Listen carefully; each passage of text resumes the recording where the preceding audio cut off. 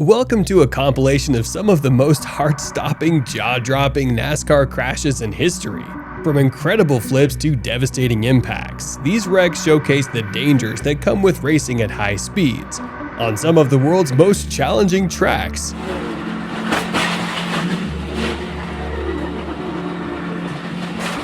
So buckle up and get ready for a wild ride through the world of NASCAR crashes.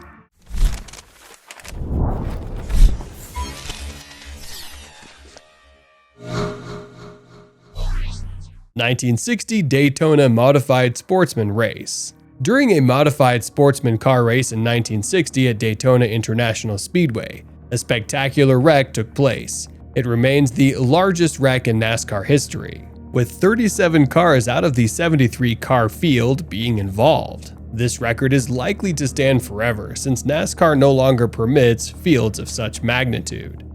The most fantastic pileup in auto racing history takes 37 cars out of the race. Despite the enormity of the incident, there were no fatalities or life-threatening injuries, which is remarkable. Lee Petty, 1961 Daytona. As a result of this crash, Petty's career came to an end, and he sustained severe injuries, including a crushed chest, punctured lung, fractured collarbone, broken leg, and additional minor injuries.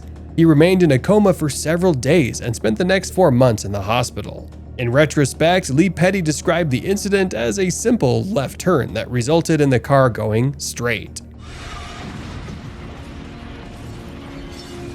According to Richard Petty, his father's accident was catastrophic. The cars were completely destroyed and there was blood everywhere. When they removed Petty from the wreckage, he appeared lifeless, and they were transporting him to the hospital in an ambulance.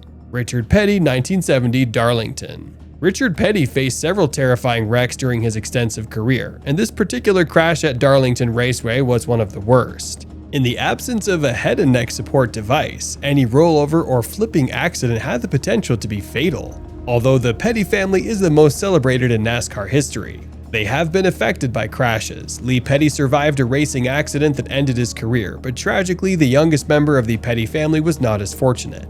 Adam Petty, Richard's grandson and Kyle's son, died in a Busch Series practice at New Hampshire Motor Speedway in 2000. Richard Petty, 1980 Quantico. The severity of the crash was significant enough that Richard Petty almost broke his neck. Although the slow-motion video somewhat masks the extent of the impact, to avoid being sidelined from racing, Petty decided not to report his injury to NASCAR, and it wasn't until several weeks later that officials became aware of the situation. After the crash, Petty won only 8 additional races throughout his career, leading some to speculate that this incident marked the start of his decline as a top-level driver. Bobby Allison, 1987 Talladega. The Talladega Super Speedway is notorious for the high speeds that contribute to the danger of cars becoming airborne. In 1987, Bobby Allison's wreck was a catalyst for NASCAR to implement catch fences to enhance fan safety. The video footage depicts the aftermath of Allison's car tearing through the fence at nearly 200 miles per hour, demonstrating how little was left on both the fence and the car. We have a problem. It's blowing a tire. Bobby Allison with a horrible crash here on the front stretch. Despite the installation of catch fences, incidents like Carl Edwards' crash continue to occur, resulting in shredded cars after launching into the fence. However, that video will be discussed later. Michael Waltrip, 1990 Bristol Busch Series. Upon watching this video, one may assume that it would be impossible for a human being to survive such a crash. In this incident, Waltrip's car collides head-on with the wall, resulting in one of the most severe impacts in NASCAR history. The vehicle shatters into hundreds of pieces, leaving little hope that Waltrip could survive the wreckage. However, Waltrip managed to survive and went on to win 2 Daytona 500s. He also established his racing team, defying the odds and demonstrating remarkable resilience after the devastating crash. Rusty Wallace, 1993 Talladega.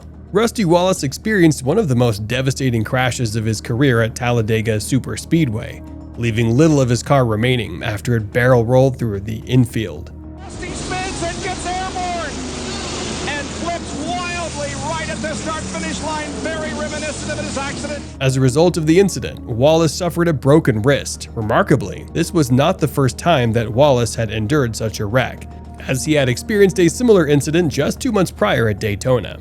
Had he not faced these bone-jarring crashes, Wallace may not have won the season title, which he lost to Dale Earnhardt by a mere 80 points. Geoff Bodine 2000 Daytona Truck Series. Geoff Bodine's crash at one of NASCAR's fastest tracks is widely considered to be one of the most shocking incidents in the sport's history. The impact of the crash threw him into the fence and ignited multiple fireballs, leading many onlookers to fear the worst for Bodine. Remarkably, Bodine survived the harrowing experience despite the almost complete destruction of his truck. It's gonna hurt. Uh-oh. Oh my. Oh my. Though there was very little left of the vehicle once the dust had settled, Bodine would live to race another day. Michael McDowell 2008 Texas qualifying. The only time that NASCAR qualifying became interesting for many fans was thanks to Michael McDowell, who was involved in a spectacular crash that has become famous in the sport's history. Although the accident might have helped to increase McDowell's popularity, I kind of wiggled my toes and moved around a little bit. I realized that I wasn't hurt and climbed out, but the biggest thing that went through my mind was, oh man, I hope I don't get fired. It's also a testament to the safety improvements that NASCAR has made over the years. Despite the severity of the crash, McDowell was able to walk away from it and even gave a wave to the cheering fans.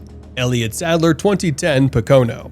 While Pocono Speedway is known for its uneventful races, it has also produced some of the most incredible wrecks in NASCAR history. One such wreck occurred in 2010 when Elliott Sadler crashed with a force of impact that ranks among the hardest in NASCAR history. There's the tap right there. Yeah, it wasn't intentional on Jimmy's part, but definitely that's what. Despite the severity of the crash, Sadler was able to walk away relatively unscathed, thanks to the safety measures implemented in NASCAR. With that said, thanks for watching, and we'll see you guys in the next video. Don't forget to hit the like and subscribe button if you guys enjoyed it. Until next time.